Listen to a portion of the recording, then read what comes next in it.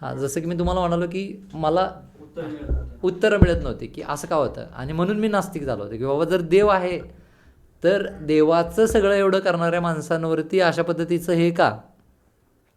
तर त्याचं माझं असं एक अंडरस्टँडिंग म्हणजे मी जसं तुम्हाला म्हणलं की ही सगळी प्रोसेसच अशी झालेली आहे की यात आलो कसं आपण तेच जास्त महत्त्वाचं आता मला वाटतं की म्हणजे त्याच्याकडे बघितल्यानंतर मला लक्षात येतं की काहीतरी आपल्या आयुष्यात चांगलं घडलं आहे.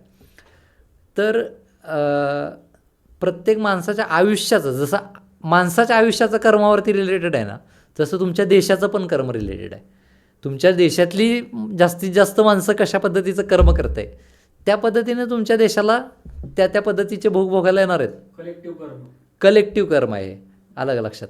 सो आपल्याकडे जशी युग आहेत सतयुग त्रेतायुग द्वापरयुग ओके आणि त्यामध्ये आपण बघतो की कार्मिक कर्म करण्याची लोकांची त्या त्यावेळची जी लेवल होती ती वेगवेगळी होती आणि आत्ता खूप घसरलेली लेवल आहे असं आपण म्हणतो बरोबर. आणि तशा पद्धतीचे कॉन्सिक्वेन्सेस पण आपण बघतो म्हणजे मृत्यूला कारण राहिलेलं नाही.